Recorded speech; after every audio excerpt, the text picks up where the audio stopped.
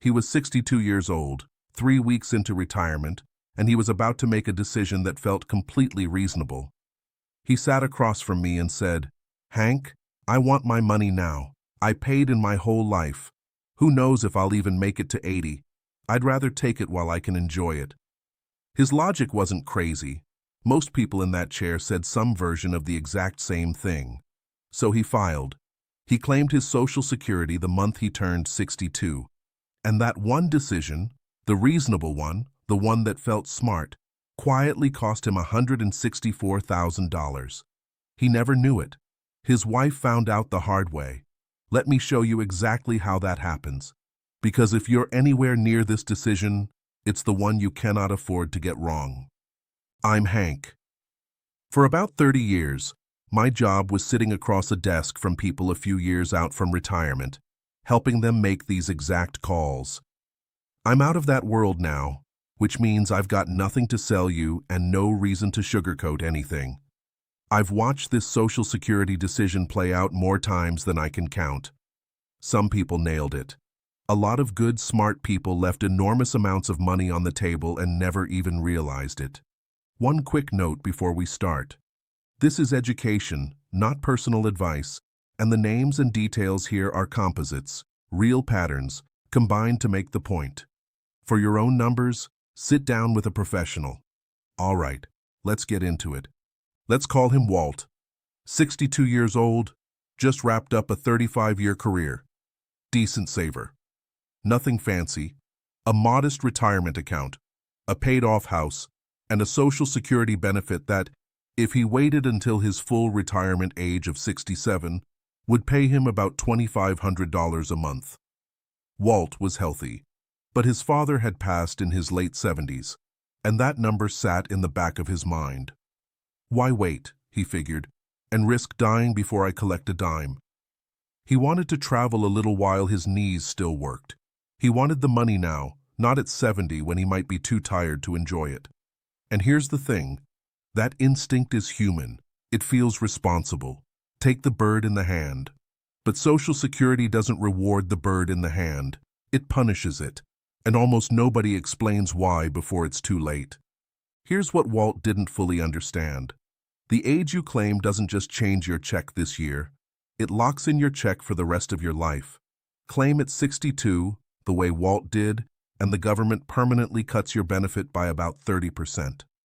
That $2,500 benefit shrinks to roughly $1,750 a month. Not for a year, for life. Now watch what happens if you go the other direction. For every year you wait past your full retirement age, up to age 70, they add about 8%. Wait until 70, and that same benefit grows to about $3,100 a month. Also, for life. Same man. Same work history. The only thing that changed is the date on the paperwork. $1,750 a month versus $3,100. That's a difference of about $1,350 every single month for as long as he lives. And it adjusts with inflation every year, so over time, that gap doesn't shrink. It grows. Now, the objection. The one Walt would have thrown right back at me. Hank, sure, my check's smaller, but I start 8 years sooner. I'm collecting while the guy who waits is collecting nothing. And he's right. That is true. That's exactly why this decision isn't automatic, and why anybody who tells you always wait until 70 is selling you something just as much as the guy who says always take it early. Here's how it actually works. Because the early claimer starts sooner with a smaller check, and the late claimer starts later with a bigger one, there's a point where the two lines cross. A break-even age. For most people, that crossover lands somewhere around age 80 or 81. Live past it, and waiting wins, sometimes by a lot. Don't make it that far, and claiming early was the better bet. So the real question was never, do I want my money now? Of course he did. The real question was, how long do I realistically expect to live, and who else is depending on this check after I'm gone? Walt lived to 85. He sailed right past the break-even. But honestly, that's only half of what this cost him. Now, before I get to the second half, let me deal with the other thing Walt said. Because you're probably thinking it too. Hank, the whole system's going broke. They're going to cut benefits anyway. Better to grab mine now while there's still money in the pot. I hear it constantly. And look, the trust fund does have real long-term funding problems. That part's true. But think it through. If you genuinely believe future benefits might get trimmed, locking yourself into the smallest possible check, permanently, at 62 is a strange way to protect yourself. You're not dodging the cut. You're volunteering for a deeper one and making it permanent. And historically, when Washington has touched Social Security, they've protected people already retired and at or near the top of the age range. The bigger your locked-in benefit, the more of you is shielded. Fear of a future cut is actually one of the weaker reasons to claim early, not one of the stronger ones.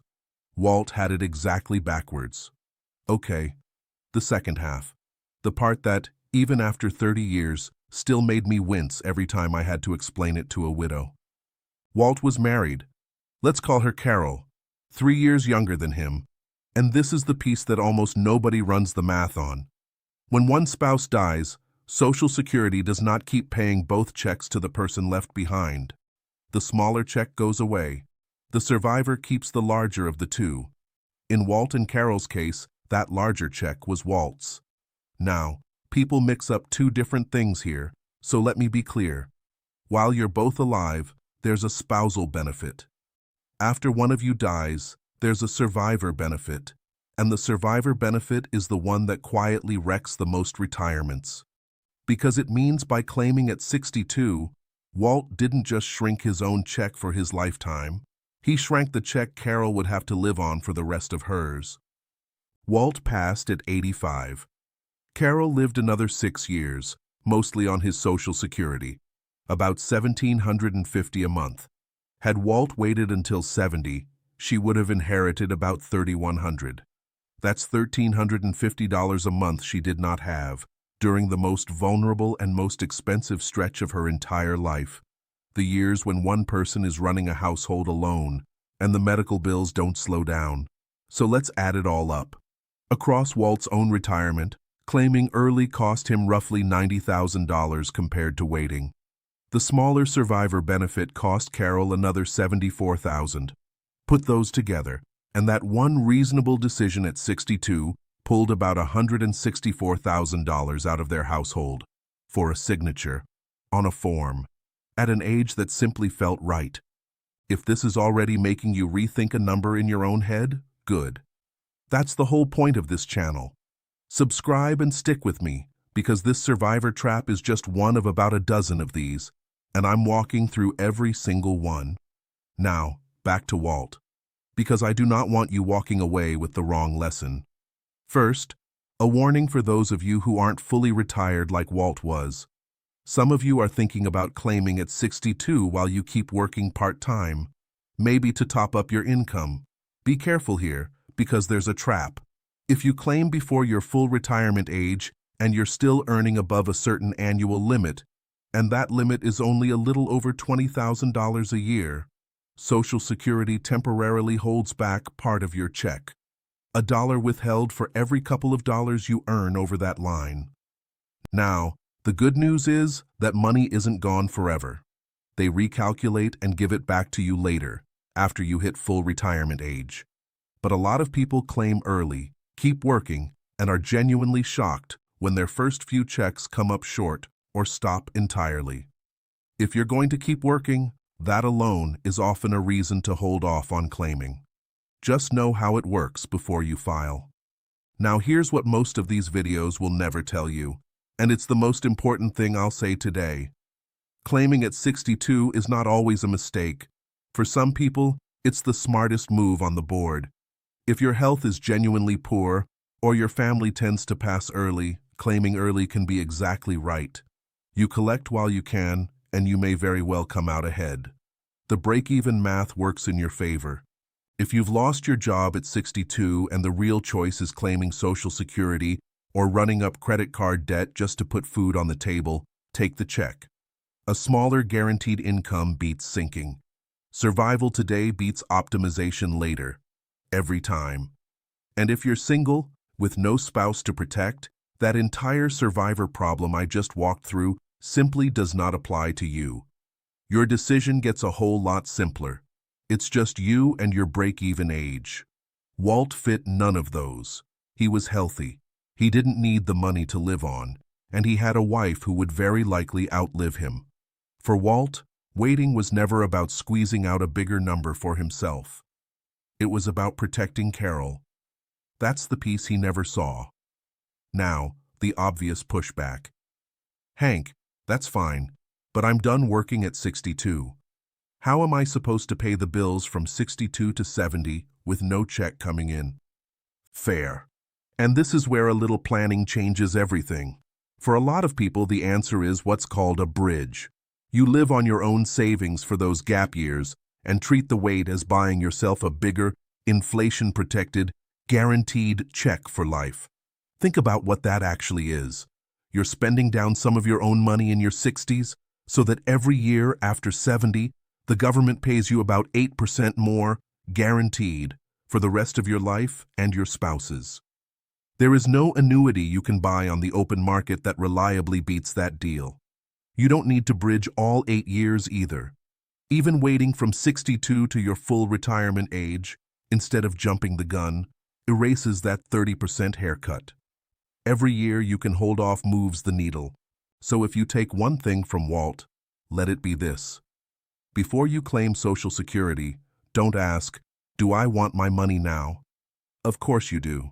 Everybody does. Ask the better question. If I live longer than I expect, and someone I love has to live on this check after I'm gone, does this decision still hold up? Here's how I'd actually walk through it. 1. Be honest with yourself about your health and your family history. 2.